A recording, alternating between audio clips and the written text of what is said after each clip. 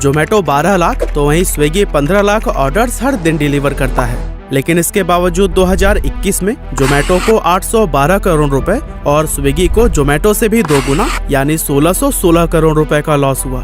तो आखिर ऐसी क्या वजह है कि हर दिन लाखों ऑर्डर्स डिलीवर करने के बाद भी ये दोनों कंपनियां घाटे में ही जा रही हैं? क्या इससे निकलने का कोई रास्ता भी है या ये दोनों भी और यूनिकॉर्न स्टार्टअप्स की तरह बर्बाद होने के कगार पर हैं? चलिए सब कुछ जानते हैं आज के इस वीडियो में।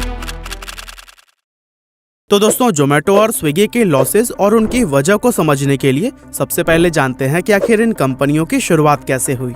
असल में जोमेटो की शुरुआत हुई साल 2008 में, जब जोमेटो के फाउंडर दीपेंद्र गोयल IIT दिल्ली में पढ़ाई कर रहे थे। उस दौरान उन्होंने एक प्रॉब्लम बहुत ज्यादा फेस की, जो थी रेस्टोरेंट से खाना ऑर्डर करना।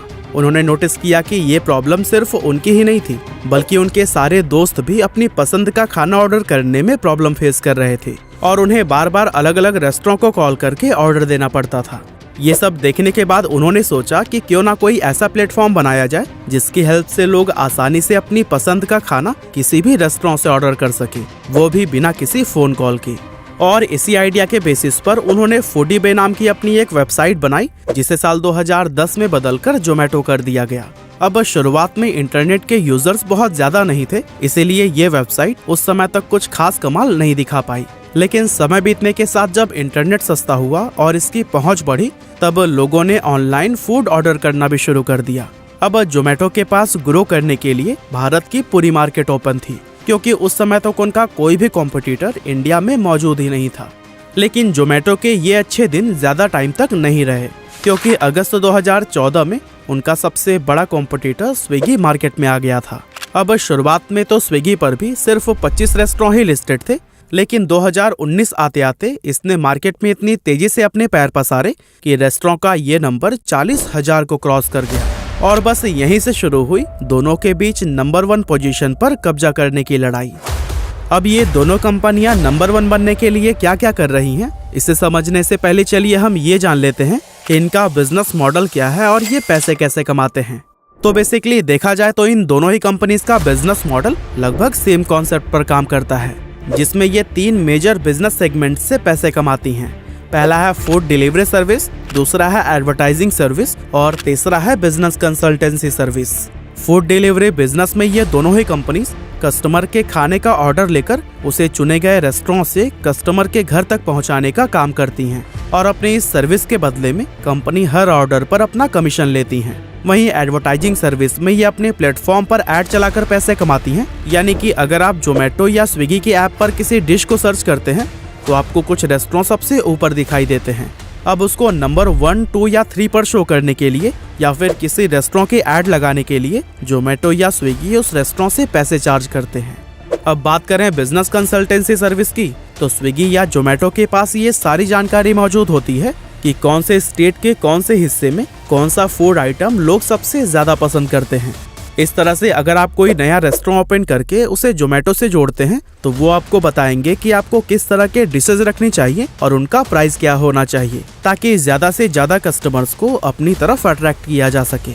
अब इस तरह ऊपर से देखकर इनका बिजनेस मॉडल काफी कमाल का लगता है और इसी मॉडल पर इन्वेस्टर्स ने भी इन कंपनीज में खूब पैसे इन्वेस्ट किए हैं।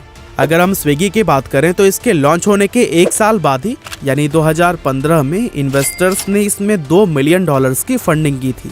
और वहीं जोमेटो को उसका पहला इन्वेस्टर 2010 में मिला था, जो थे भारत के फेमस इन्वेस्टर और बिजनेसमैन संजीव बिखचंदानी, और उन्होंने इस कंपनी में $1 मिलियन की फंडिंग की थी। इस तरह से इन दोनों ही कंपनीज के बेहतरीन बिजनेस मॉडल को देखकर कई और इन्वेस्टर्स ने भी बढ़ चढ़कर अपने पैसे इन्वेस्ट किए हैं। मगर इसके बावजूद भी आखिर ऐसी क्या वजह है कि जोमेटो और स्विगी सिर्फ एक लॉस मेकिंग कंपनी ही बनकर रह गया है। अब दोस्तों, अगर हम इसकी वजह जानने के लिए इंडिया की फूड डिलीवरी मार्केट का कंपैरिजन यूएस के मार्केट के साथ करें तो पता चलता है कि 2020 में इंडिया की जो फूड डिलीवरी मार्केट $3 बिलियन की थी, वो 2025 तक $13 बिलियन को क्रॉस कर जाएगी। वहीं 2020 में यूएस की फूड डिलीवरी मार्केट $18.5 बिलियन की थी, जो कि आने वाले 4 सालों में बढ़कर $33.7 बिलियन तक पहुंच सकती है। यानी कि इंडिया की फूड डिलीवरी मार्केट भले ही यूएस से छोटी है, पर हमारा ग्रोथ रेट यूएस से काफी ज्यादा है। मगर एक चीज जिसमें इंडियन मार्केट यूएस से काफी पीछे रह जाती है वो है एवरेज ऑर्डर वैल्यू। और फिलहाल इंडिया में स्विगी और जोमेटो के लिए यही उनके लॉस का सबसे बड़ा रीजन है। फॉर एग्जाम्पल यूएस में एवरेज ऑर्डर वैल्यू $30 के आसपास है, जिस पर कंपनीज 30% का मार्जिन कमाती हैं। वहीं इंडिया में एवरेज ऑर्डर वैल्यू सिर्फ $5 है, जिस पर कंपनीज बड़ी मुश्किल से मैक्सिमम 20% का मार्जिन अर्न कर पाती हैं। और इसी 20% में कंपनीज को सॉफ्टवेयर, राइडर्स और लॉजिस्टिक जैसे भी खर्चे निकालने पड़ते हैं, जिन्हें निकालने के बाद प्रॉफिट के नाम पर कंपनी के पास कुछ भी नहीं बचता, बल्कि उल्टा कंपनियों को भी खुद अपनी जेब से ही पैसे लगाने पड़ जाते हैं। एक रिपोर्ट से पता चलता है कि जोमेटो या स्विगी जितने भी ऑर्डर्स डिलीवर करती है ना, उनमें से मैक्सिमम ऑर्डर पर उन्हें लॉस का ही सामना करना पड़ता है। अगर हम इनके 2020 में हुए लॉसेस की बात करें तो जोमेटो को 2367 करोड़ और स्विगी को 3320 करोड़ रुपए का लॉस हुआ था। अब 2020 में हुए नुकसान के लिए हम ये एक्सक्यूज दे सकते हैं कि उस साल कोरोना तबाही मचाए हुए था और लोग बाहर का खाना कम्प्लीटली अवॉइड कर रहे थे, जिससे न सिर्फ रेस्टोरेंट को नुकसान हुआ बल्कि फूड डिलीवरी कंपनीज को भी बहुत बुरे दिन देखने पड़े। लेकिन 2021 में तो चीजें काफी बेहतर हो गई थी ना, फिर भी जोमेटो और स्विगी तो लॉस में ही रहे। यहाँ तक कि इस साल जोमेटो को 812 करोड़ रुपए और स्विगी को भी 1616 करोड़ रुपए का नुकसान हो चुका है।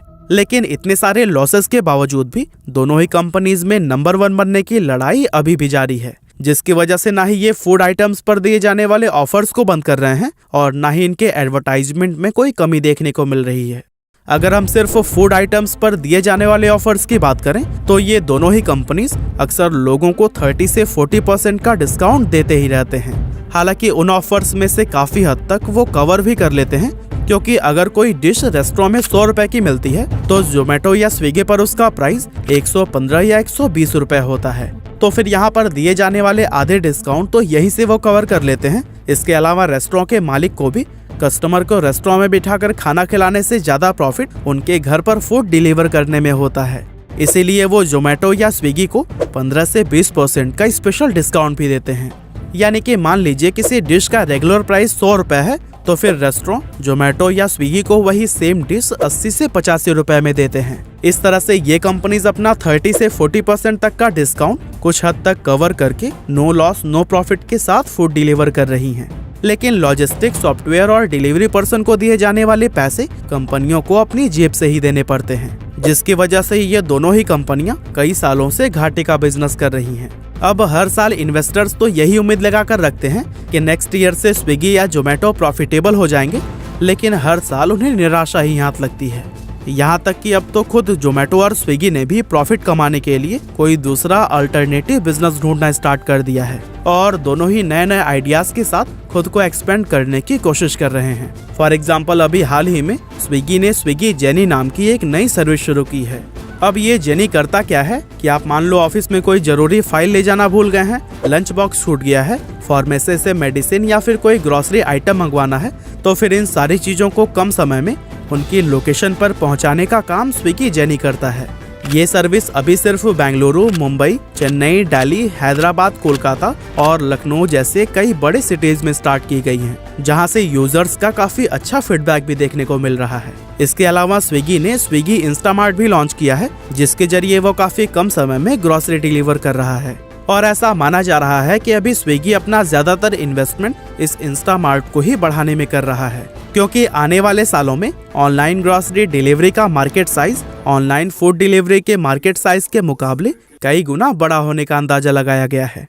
अब अगर हम बात करें कि जोमेटो क्या कर रहा है, तो वो भी अभी जोमेटो इंस्टा सर्विस से 10 मिनट का डिलीवरी ऑप्शन लेकर आया है, जिसके लिए उसने कई सारे डार्क स्टोर भी बनाए हैं। इस स्टोर में पहले से ही कुछ डिशेज बने बनाए तैयार रहते हैं और जब भी कोई ऑर्डर आता है तो खाने को गर्म करके उसे तुरंत डिलीवरी के लिए भेज दिया जाता है। इस तरह जोमेटो सिर्फ 10 मिनट के अंदर ही फूड डिलीवर कर पा रहा है। इसके अलावा जोमेटो के पास काफी सारे रेस्टोरेंट की इंफॉर्मेशन तो है ही, इसीलिए उसने उनकी जरूरतों को समझते हुए उनके साथ फूड डिलीवरी के अलावा एक नया बिजनेस शुरू किया है, जिसका नाम है हाइपर प्योर। यानी जोमेटो अब सिर्फ रेस्टोरेंट की बनाई हुई डिशेस को ही डिलीवर नहीं करता, बल्कि साथ ही वो हाइपर प्योर के जरिए उन डिशेस को बनाने में लगने वाले रॉ मटेरियल भी रेस्टोरेंट को सप्लाई करता है।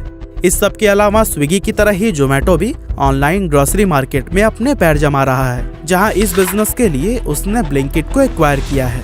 तो इस तरह से काफी लंबे टाइम से लॉस में चल रहे जोमेटो और स्विगी अपने लॉसेस को कवर करके एक प्रॉफिटेबल बिजनेस बनने के लिए पूरी ट्राई कर रहे हैं। हालांकि ये कोशिश कितनी कामयाब हो पाती है, ये तो हमें आने वाले वक्त में ही पता चल